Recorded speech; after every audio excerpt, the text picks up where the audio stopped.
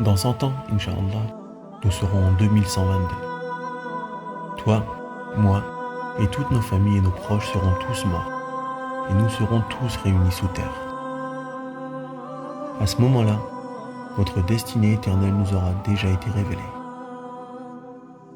Le poste que tu occupais au travail sera remplacé par un inconnu. La maison que tu avais sera habitée par un autre. Et ta voiture, elle sera conduite encore par un autre inconnu. Tous les biens que tu avais accumulés sur terre resteront derrière toi pour d'autres. On fera partie à ce moment-là uniquement d'un passé bien lointain.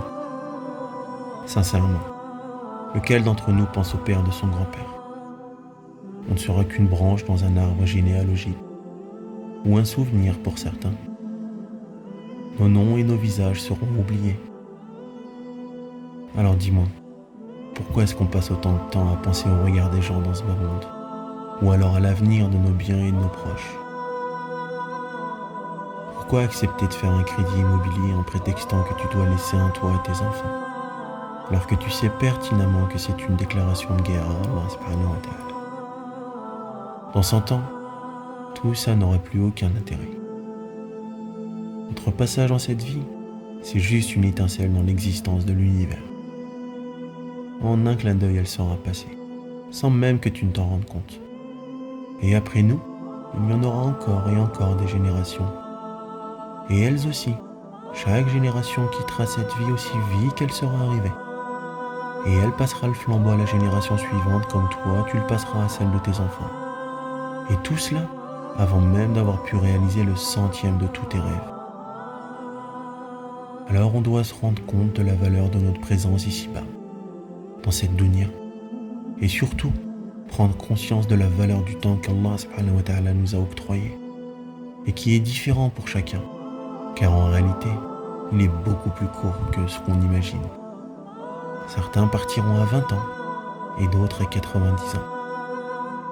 Et là-bas, dans 100 ans, dans la pénombre et le silence, ce sera à ce moment-là que tu te rendras compte à quel point cette vie était futile et rapide.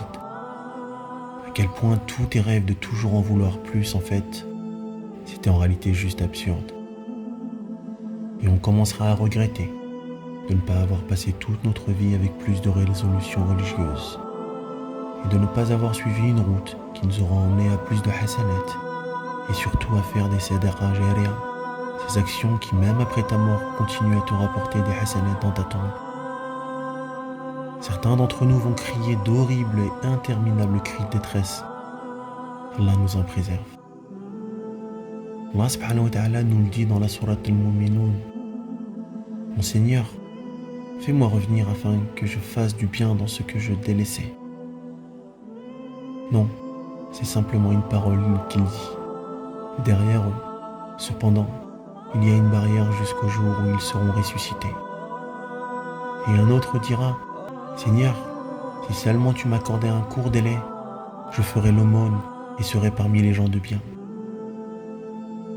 Et un autre dira, hélas, que n'ai-je fait du bien pour ma vie future?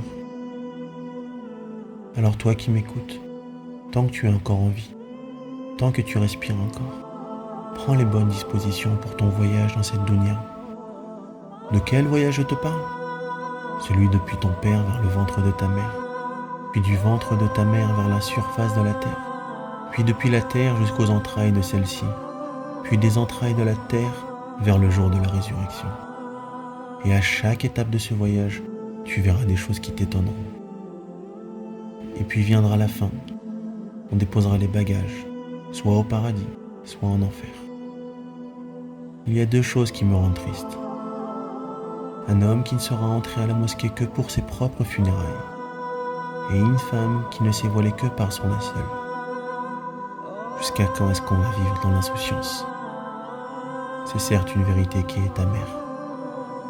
On arrive au travail à l'heure, par peur de notre patron ou de notre salaire diminué. On arrive à l'aéroport même avant l'heure prévue. Et puis on ne se lève pas pour la prière, sous prétexte que le sommeil est trop lourd. Allah subhanahu wa ta'ala nous le dit dans la sourate le Très-Haut. Mais vous préférez plutôt la vie présente. Ceci est une leçon pour moi d'abord, ensuite pour toi et pour tous ceux encore en vie. N'oublie jamais une chose, les portes du pardon te sont encore ouvertes tant que tu es en vie, car Allah est miséricordieux.